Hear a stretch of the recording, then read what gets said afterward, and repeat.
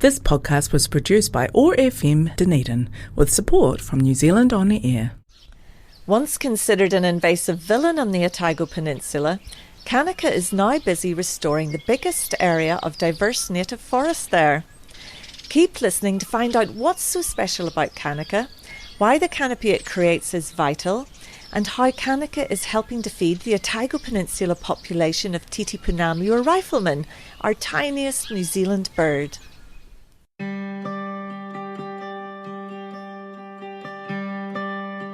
This episode of Rewilding In Action is kindly sponsored by the Otago Peninsula Trust. Go to their website otagopeninsula.co.nz to find out about their conservation initiatives and nature-friendly tourist attractions that include the Royal Albatross Colony at Taiaroa Head.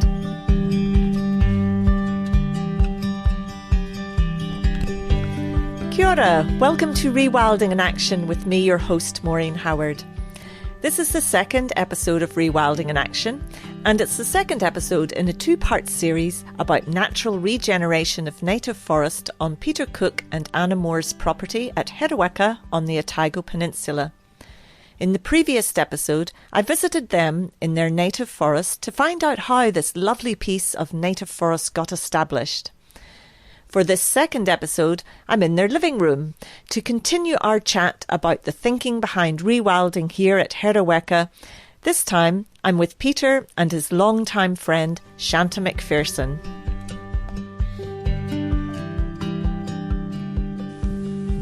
So, Shanta, tell us a little bit about yourself. Where have you come from? Well, I'm a local boy, so born and bred in Dunedin and always on the Otago Peninsula, and always had a long interest in natural history of any sort, really. And the peninsula is a great playground for a kid who likes the outdoors and the forests and the hills. So that's been me, really. And Peter and I have also been friends from way back, probably around university days, would you say? Yes. Age 20? Yeah. For example. Was that here at Otago? Yeah. So that's... Yes. Yeah. So I mean, we weren't studying the same thing, but we're, members of the community, so we know each other, and we share a very similar interest in the outdoors and the natural world and the forests. Yeah. Yes. So, and I understand that Peter, that Shanta, he was quite influential in you actually getting into rewilding or to letting nature lead the successional process here. Yes, well, when we bought this property 43 years ago now, Shanta, because we go a long way back, we came back to Dunedin from Oamaru and met up again and sort of rekindled our relationship with Shanta. And because this property was basically a bare pallet because the grazing had eaten everything off and the previous owner had cut down everything, we had a bare pallet in which to sort of work with. And Shanta was very knowledgeable about trees and birds and things that would grow and how to propagate things and what would grow. And so he was very influential in us forming what the property's become in those days. Yes. Well, I always admired Peter and Anna because they had the ability to sit back and let it happen. And of course, the prevailing wisdom was that if you wanted a forest, you had to plant it. And I never subscribed to that view from a boy, because I knew that the forests of New Zealand hadn't been planted by humankind. They knew exactly what they wanted to do, wherever that might be. So I always believed that they were their own thing. They would do it their way, and I wasn't strongly attracted to the high intervention approach. But in a property like this, it takes a bit of guts to do that, because again, the prevailing wisdom would be if you just retire a property from grazing, then it's just going to become infested with weeds. And weeds were coming in, and they were present: rank grass, the blackberry mounds, the gorse, and so forth. So it takes courage just to realise that the place will sort itself out.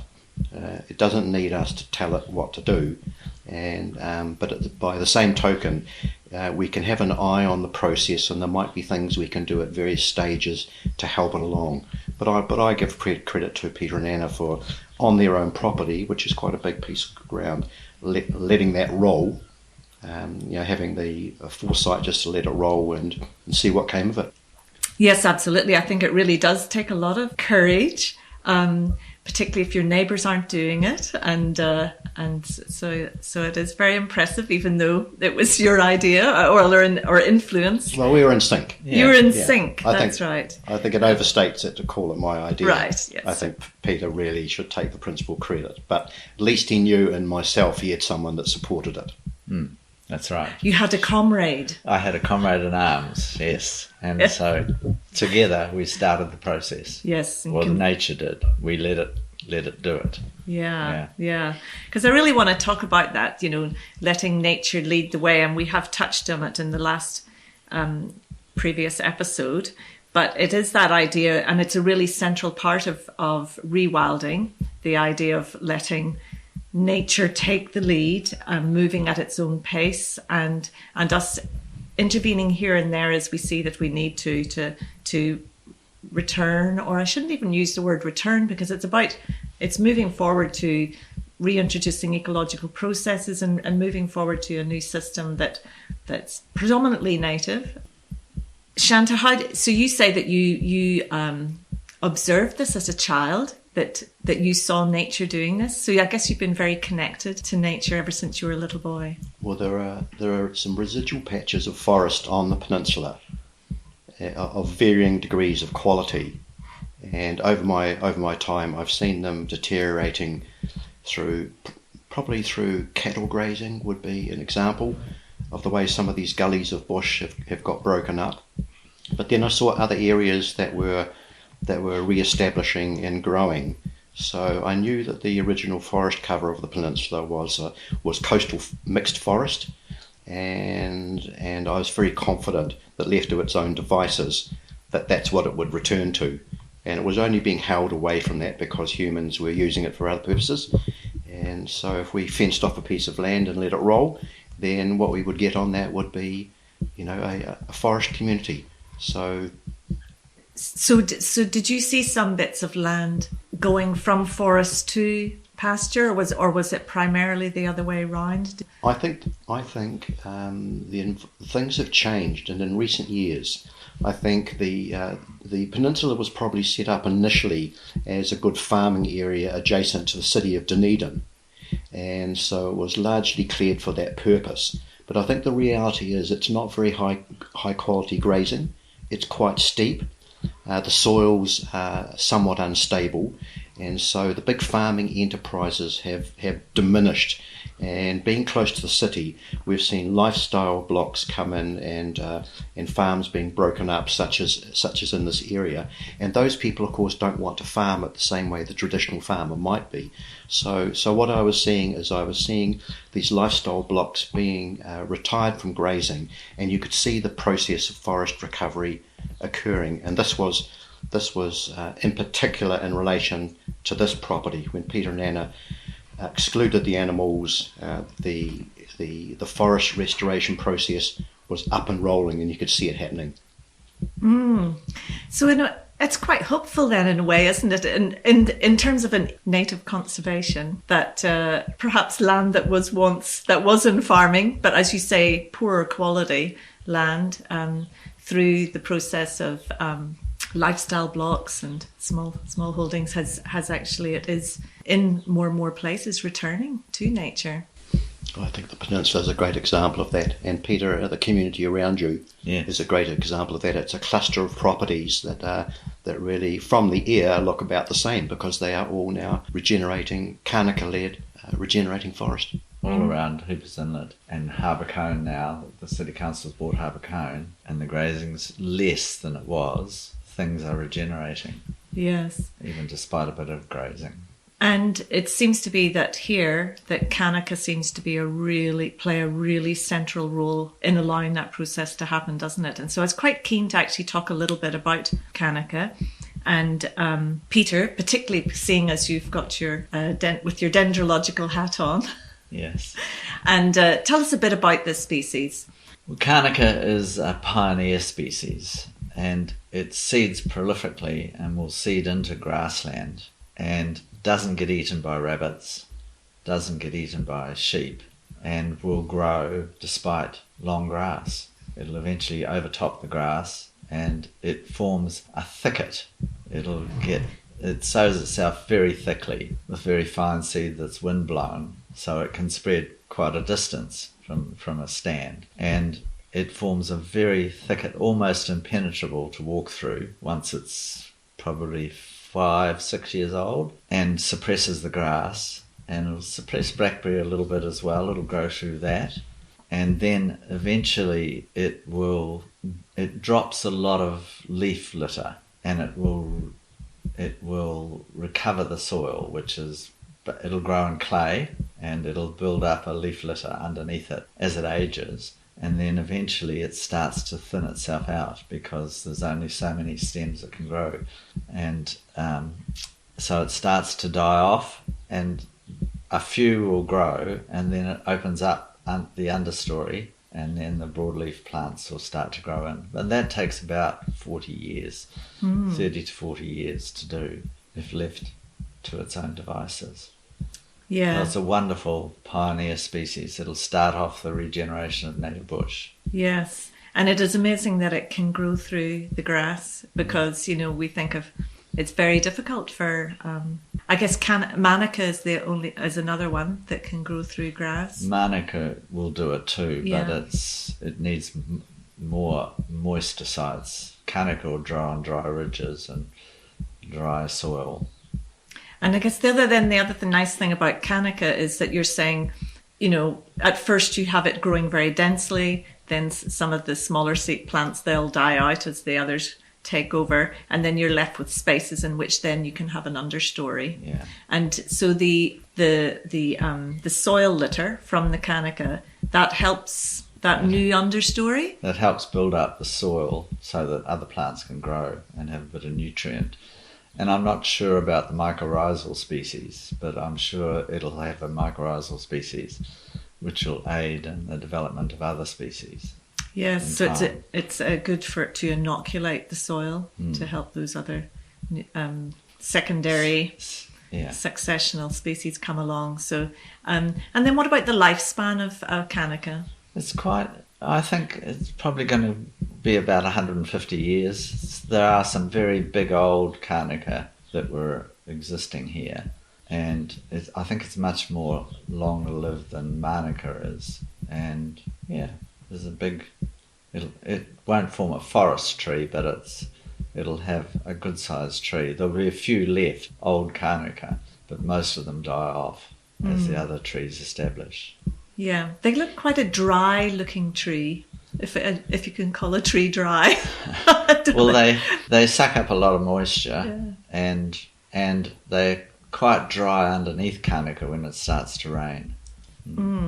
So Shanta, one of the things I know you're passionate about is forming that canopy. So what role do you think that the Kanuka plays in and generally why is a canopy so important?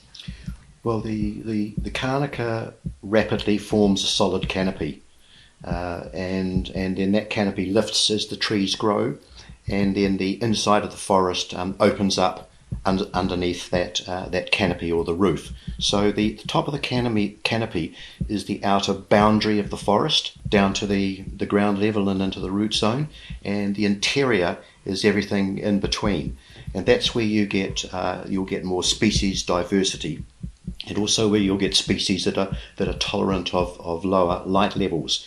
And whereas Kanuka itself is highly light demanding, it germinates in bright light, and the seedlings only prosper in full light. And so the Kanuka doesn't reproduce under its own canopy, but other plants do. And ultimately, the larger of those broadleaf species, like the lemonwood, Pittosporum eugenoides, that would be an example of a tree here that will ultimately grow to the height of the Kanuka and take it out. So the pioneer species is an interim phase in the natural re-establishment of the forest.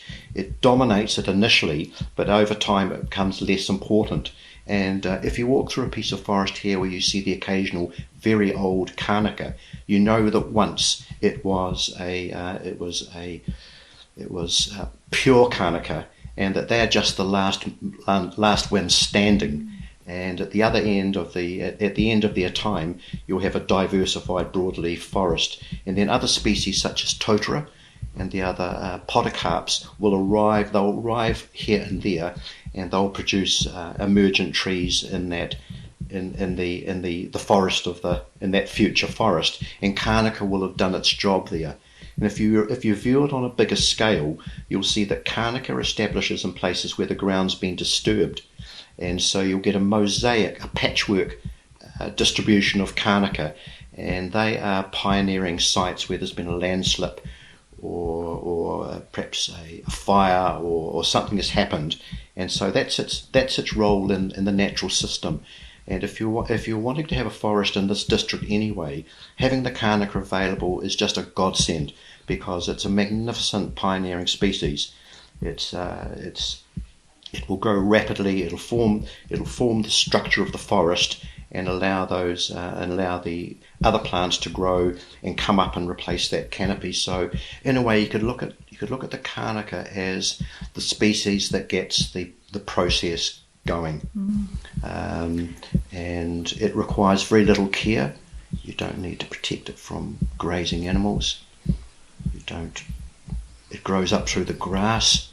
You don't have to go crazy staking it and that sort of thing. Yes. It just does it. And I suppose it is a long wait though, and I wonder if that's one of the reasons we like to think that we have to plant things, because there's the plant in the ground and we can see it.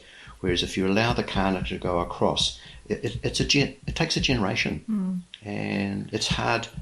But it has its other benefits in terms of the species that live with it, doesn't it? The insect life and the birds that are attracted by Well, it's a total community. It's the commencement of a natural community, that regulates and looks after itself. And that's one of the things, Peter, we often talk about it. The bird life in this valley is phenomenal, because with the Kanuka you're getting now a lot of diversification as other species come in, and the other species are just pouring in. We walked around today, didn't we? And we're looking and saying, look at this, look at that. These are things that weren't on this property, a decade or two or three ago, and they're just arriving. So the forest arrives by the birds and by the wind, birds in particular. So you get the diversification comes as a natural consequence of having a properly structured forest with a complete canopy and a desirable forest interior that other things can live in. Yes, the understanding that we need a canopy is pretty well known, in terms of getting rid of the grass and stuff. But with rewilding, what we're doing is nature knows that too, and through the Kanuka we get that canopy cover, and we get the land returning back to being a forest again, because the role of the Kanuka in the past, before humans came here, it would have happened if there was a slip, or some kind of geological change. Then the Kanuka comes in, and here 40 years later you've got your forest again. That's why Kanuka's on the peninsula. It's steep, unstable country, so it's probably always been dotted with a mosaic of Kanuka patches, even in pre-human times when it was cloaked with a coastal forest. And it's an endemic species, I understand. And yes, I had read the genus is wider spread than that, but our species is endemic. It's endemic. This is almost an aside, Shanta, but I first met you. Well, I didn't actually meet you. I was in the audience, and you were giving a talk to birds at Otago, and it was about tītīpounamu, the Rifleman, this very small endemic little bush wren that we have. And as well as it being a fantastic talk, one of the things that you mentioned was how the tītīpounamu they love to feed in the areas with the Kanuka. Tell me, how many bird boxes have you got on Peter and Anna's property? So Peter pointed out that this is probably the largest piece of regenerating forest on the peninsula. at this point in time, and it's being kanuka-led. And I think we're just lucky that we've got a natural candidate for that happening. And I think in a restoration project, that's one of the questions is there a natural mechanism by which that might happen? And here we're lucky that Kanuka does well. And I've had a lifetime interest in the Rifleman, and I've always observed that it loves Kanuka forest even when it's very, very young. It's very insect prolific, and for some reason they love it. But the young pure stands of Kanuka are very poor nesting territory for them because they nest in they're cavity nesters, and so they like the forest, but they don't really establish well in it. And so, because there are riflemen on the peninsula, we realised that this would make a natural stronghold for the species. It's a bit of a privilege having our smallest bird, and then 10 k's down the road we've got the Royal Albatross, our largest, and we like to think of Dunedin as a wildlife capital, and so having this bird, there's not many places in New Zealand you can drive from a city centre and in a few minutes be in Rifleman country. So we've got a project. I'm not running the project, I'm just a member of it, and we have about 240 Rifleman boxes in Kanuka country within a few kilometres of you here, and about half of those boxes are on this wider property around the ridge lines we can see around us.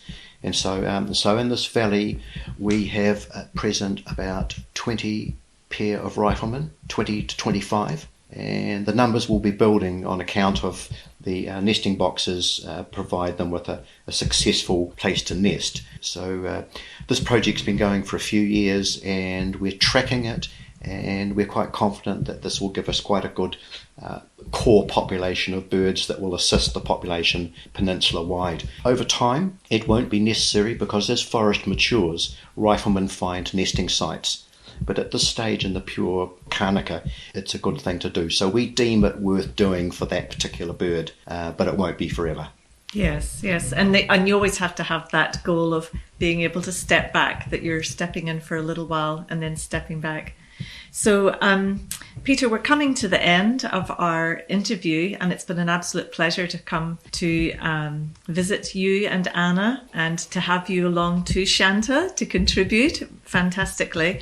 And what would you advise anyone who is thinking, who's bought themselves a little bit of land and is thinking of going down the rewilding route? I would advise them to get rid of any stock and keep the stock out. If they have to fence it, so be it, and let nature do its thing. And sometimes you have to take out some invasive species, particularly the most invasive species that we've had problems with here is Muhlenbeckia, which is a native vine, and it's all right in a forest situation, but on bush remnants it'll smother the bush and kill it off. So we had to clear a bit of Muhlenbeckia. So I'd advise leaving things be. If you're in a hurry, you could plant a few things, but I would generally favour planting pioneer species like Kanuka initially. If you had to. Yeah. Thank you both very much for coming on, and all the very best. I'm looking forward to perhaps coming back here in 5 years, or hopefully sooner than that,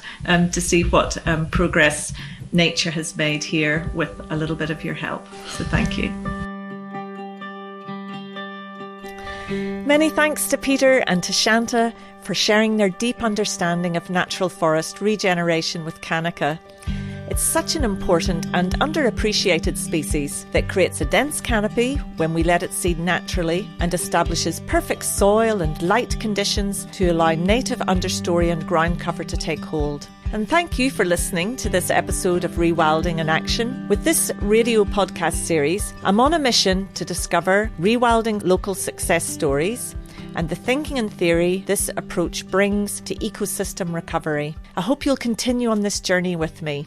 In the next episode of Rewilding in Action, I'm travelling to the end of the Otago Peninsula to meet with Hoani Langsbury at Taiaroa Head. Hoani and I will be talking about red-billed gulls, Cooke scurvy grass, and a tick. Yes, in rewilding, an essential keystone species can be impressive like a wolf or as easily overlooked as a tick. I'm looking forward to finding out more. Rewilding in Action is aired fortnightly on Otago Access Radio on 105.4 FM and is available as a podcast on their website as well as through your favourite podcast provider. If you're listening to this as a podcast, I'd be so grateful if you could support the show by hitting follow. Until next time, I will leave you to relax to the sound of birds singing at Hereweka to finish this episode with my guests, rewilders Peter Cooke and Shanta McPherson, who are letting nature take the lead.